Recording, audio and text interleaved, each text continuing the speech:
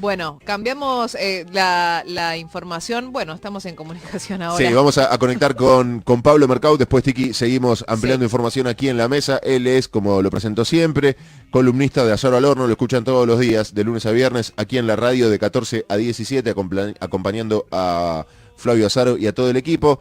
Es ya parte de este programa también, porque todas las semanas comunicamos en una o dos oportunidades con él. Estoy hablando de Pablo Mercado. Bienvenido al aire de Así Arrancamos. ¿Cómo estás, Pablito? Hola Efra, buen día, Tiki, muy buenos días y feliz cumpleaños. Muchas Ahí va, gracias, otro que Pablo. saluda en tiempo y forma. Muy bien. Muy bien, Sí, muchas gracias. me acabo de enterar y obviamente no voy a desconocer la fuente ni la información, así que no quería dejar de saludarte. Es Está muy porque no bien. nos tenemos en Facebook. No nos Por eso. tenemos, sí, hoy No. no me avisaron desde las redes. Claro, por Exacto, eso. Sí, sí, exacto. capaz que haces media hora de programa sin saberlo, Pablo, y después te enterás en el segundo bloque del programa, eso te puede pasar también. Por suerte Eugenia, que es parte de las mejores redes que son las... Muy bien, porque yo quedé como el culo. 8 y 11 de la Perdón, mañana. Efra, perdón. 8 y 11 de la mañana, Pablo. Bueno, está en tapa de diarios hoy y recién venía punteando una hoja, un posible esbozo de los recortes que el gobierno de Mauricio Macri tendría en mente realizar como para complacer las metas de déficit fiscal y la reducción de gastos que está pidiendo la misión del FMI en el país. Esto por un lado, y por el otro lado tenemos la frena de la baja de las retenciones a la soja para ahorrar alrededor de 65.000 millones de pesos. Son las dos cuestiones de recorte fuertes que hoy son noticia en la Argentina. Me gustaría ir analizando los dos campos con vos. Sí, mira, por un lado, el primer dato es político. Mauricio Macri se había comprometido con el campo, como se llama, genérico del agro, digamos, a ir bajando mes a mes las retenciones a la soja. 0,5 puntos. Bueno, eso se suspende. Era un pedido del Fondo Monetario Internacional directo, digamos, acá no hay interpretaciones, no hay análisis que valgan, sino simplemente el gobierno lo que hace es cumplir con lo que estaba firmado, pedido, anunciado y solicitado, como los hados que uno le quiera agregar desde octubre del año 2016. Hmm. Esto es exactamente así. Después podés discutir la justeza o no de esta medida, después podés discutir si esto tiene que ver con una situación de redistribución del ingreso. Evidentemente a esta altura del partido no queda ninguna duda que es simplemente una medida de ajuste y que no tiene que ver con derivar estos fondos a otras necesidades. No tiene que ver con manifestar nuevas voluntades de derechos, de Sí. ampliar derechos o de aumentar sueldos de los que menos ganan, sacándole un poquito a sectores que les puede ir mejor. Simplemente la lectura es: necesito plata para garantizar el pago de la deuda externa. Hmm. Simple. Si uno tiene que poner un solo título, vamos a jugar a que somos editores. ¿Para qué se usa esta plata? Para pagar la deuda externa. Deuda que el gobierno contrajo fuertemente y se incrementó muy fuertemente, y esto también son datos públicos, digamos, no son parte de los análisis o de caracterizaciones subjetivas que uno puede hacer en los últimos 2 años y medio. Producto de una política que tuvo que ver mucho con la especulación financiera, con ese tipo de inversiones tóxicas, inclusive, que se denominan, a las que llegan con carácter especulativo simplemente, producto de liberar las barreras que impedían la salida de capitales del país, producto también inclusive de dejar que el campo, el propio campo, no liquide las divisas y no tenga ningún tiempo ni siquiera para hacerlo, con lo cual el propio gobierno se fue desfinanciando en dólares a partir de la retención que había, y llegó un momento donde esto no se pudo sostener más. Así que esta es la primera cuestión. La segunda cuestión es que el impacto directo hacia abajo tiene que ver con la eliminación del llamado fondo sojero. En Sí. realidad el fondo que distribuía, el Fondo Federal Solidario, exactamente es su nombre, que distribuía entre las provincias y municipios el 30% de esos cobros, de esas retenciones. Y esto va a tener un impacto en las provincias y en los municipios, repito. ¿Cómo había nacido el Fondo Sojero? Después de la 125, después de la discusión con el campo, hace 10 años. Es decir, 10 años después, con un gobierno totalmente distinto, mucho más amable con el campo, mucho más amigable, que ha ido a la rural, que ha vuelto con su presidente durante 2 años, con Gabriela Michetti reemplazándolo ahora en julio, hace pocas semanas, porque Mauricio Macri está de viaje a inaugurar la exposición. Bueno, finalmente vuelve a caer con otra lógica y con otro sentido en tocar esas retenciones o en todo caso en dejar de generar esa baja que había comprometido y que se estaba practicando desde enero de este año. Sí, ahora el tema es cómo aceptan esta medida o cómo amortiguan esta medida desde las diferentes provincias. Buenos Aires, la más perjudicada Sí. en este recuento del Fondo Sojero, pero también Santa Fe, Córdoba, la ciudad de Buenos Aires y Chaco, entre las 5 localidades y provincias que más pierden.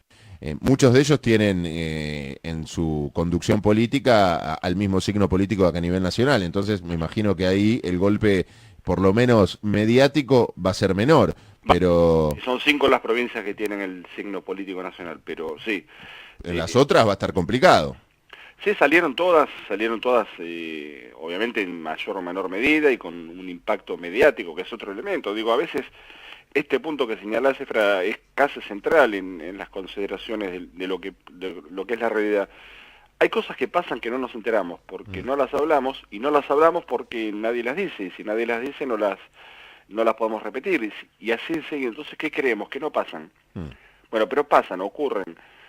Pasa con las universidades, digo, abro un paréntesis, una línea hacia afuera para tocar en otro momento, para pensarlo, que están en conflicto, con una paritaria que no cierra, bueno, con tantas cosas. Ahora, Sí. con este tema, los gobernadores y legisladores ya salieron rápidamente a rechazar esta medida que va a tener un impacto en un momento de inflación y de recesión. El Sí. famoso...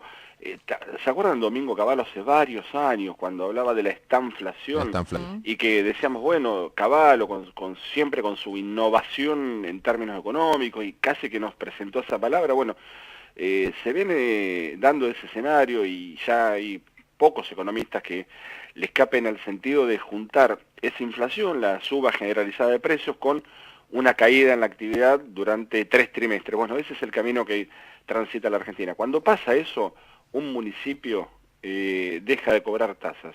Cuando pasa eso, porque vos no podés dejar de pagar la luz, ahora sí pagás, podés postergar el pago del impuesto municipal Sí. o de la tasa municipal. Ergo, los municipios van a tener menos plata, menos caja para afrontar el pago de sueldos o servicios o lo que fuera. Y con las provincias pasa algo similar.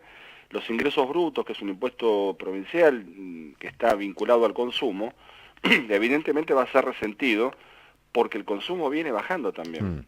Sí, recién hablaba de la situación del sector textil, pero bueno, como ese sector, en cada uno de los lugares del país el consumo viene bajando y obviamente que en las provincias se va a sentir muy fuerte después de la quita de este fondo también. Ahora, Pablo, vinculando esto y corriendo un poco al campo y esta frenada de la baja de retenciones, y yo recién esbozaba, ¿no? Se filtró esta planilla que la mostró Birkovich ayer en C5N y algunos gobernadores también, parece que justamente algunos de los gobernadores a los cuales le han mandado esta propuesta y pidieron acompañamiento, hicieron que se filtre esta planilla y esta intención del gobierno nacional porque no están para nada de acuerdo en el método en dónde quieren afinar el lápiz, ¿no? Dónde quieren hacer los recortes.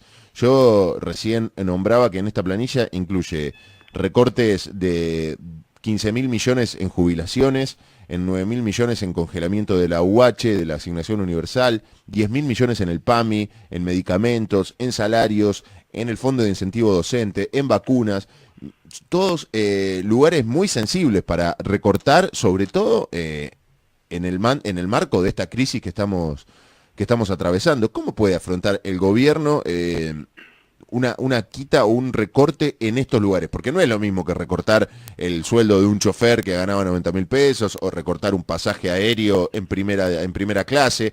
Ahí difícil encontrar a alguien que no esté de acuerdo en ese tipo de recortes. Pero le vas a sacar un remedio a un jubilado, le vas a sacar una vacuna a un chico, le vas a congelar la asignación universal a una familia. Ahí, ¿cómo haces? Cuando hablabas con cualquier economista ortodoxo, de los que están muy decididos a que la cosa pasa por el ajuste, todo el mundo coincidía, por lo menos en el discurso, y nadie se animaba a decir, ni siquiera los más brutales en términos de sus posiciones, no es una cuestión personal, digamos, de decir, vamos a cortar como te corta, si fuera una columna debe y haber, simplemente, que una cuestión matemática puede tocar. Sí. Vos tenés que recortar el gasto de la política, lo de los pasajes, la dieta de los legisladores, cosas que si te pones a ver tampoco es lo central del gasto público. Sí. Ahora, no se puede tocar el gasto social. ¿Por qué? Porque se te va todo de las manos. Bueno, evidentemente el gobierno se está enfrentando, mirá, mencionábamos el campo, sumar el gasto social con todo esto que estás eligiendo. Mirá, se me escapó la palabra, eligiendo es lo que le dan a los gobernadores. Ayer creo que decía el propio Berkovich cuando lo presentaba, el ajuste a la carta. Sí. O sea, le dan a elegir, bueno, hay que recortar esto. De todos estos elijan qué quieren recortar. Entonces, bueno, ahí es complicado porque te estás poniendo... Y perdón, Pablo, pero estás mencionando todos los frentes que tiene el gobierno y no nos olvidemos de la Unión Industrial Argentina, que ayer emitió un comunicado muy duro. Sí. El tercer punto, claro, hay poco antecedente de un gobierno que se pelee en simultáneo con el campo y con la industria. Claro.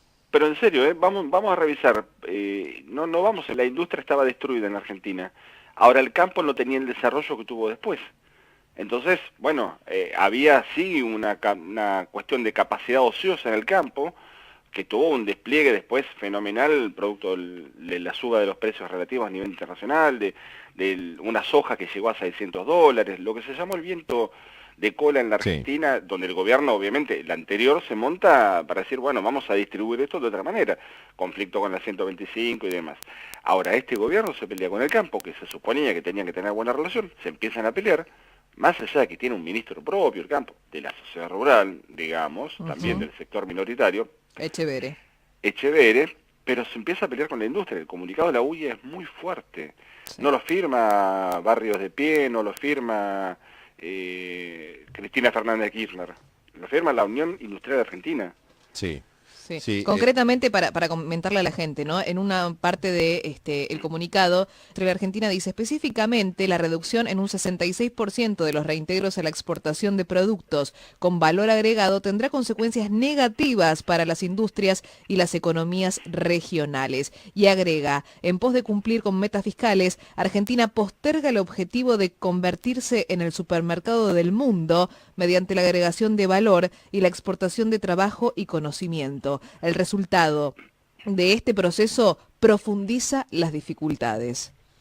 Sí, es cierto. Lo que habrá que discutir también con los industriales argentinos, pero no es una decisión solamente de ellos, es que la decisión de exportar y de ser el supermercado del mundo muchas veces va en desmedro o atenta contra el mercado interno. Sí. Porque si vos podés exportar tu producción a 100, ¿por qué la vas a vender a mucho menos acá? Ese es otro tema, porque tampoco podemos achacarle a los industriales la fijación de los precios, de las tarifas. Ellos se mueven en un contexto y después además los puede llegar a beneficiar. Con lo cual la cosa también pasa ahí a ser un poco más compleja, pero sin embargo, evidentemente en términos políticos, no deja de ser un impacto de un gobierno que se suma otra vez un frente de conflicto. El campo, la cuestión social, que hasta ahora no se había tocado fuertemente, de hecho era uno de los puntos más importantes del gobierno. Se hablaba de Carolina Stanley como posible candidata a vicepresidenta, como la ministra con mejor imagen, con mejor relación con los movimientos sociales, que había logrado la paz social. Bueno, vamos a ver cómo se puede mantener ese discurso cuando vos congelás la UH. Sí, la verdad que a mí me preocupa mucho el punteo de posibles recortes que están analizando, porque son todas áreas muy pero muy sensibles. Pablo, te agradecemos este rato repasando entonces la información del día con la suspensión de la baja de resoja, eliminando el Fondo Federal Solidario que beneficiaba a las provincias y el reintegro a las exportaciones, y también repasando toda esta lista de posibles recortes a nivel nacional y a nivel provincial, incluida la UH, vacunas, PAMI, bueno, lo que venimos repasando. Pablo Mercau estuvo con nosotros, columnista de Azar al Horno, @PabloMercau, OK, lo encuentran en las redes. Gracias, Pablo, vos no te conviertas en el periodista manos de tijera, déjale la tarea al presidente. No, por favor, faltaba más. Beso grande, Tiki, que termine lindo el día, abrazo para todos y estamos en contacto como siempre. Muchas gracias, Pablo. Días más cortos, noches más largas y la información bien caliente. Bien caliente. Invierno 2018 en Radio Latina.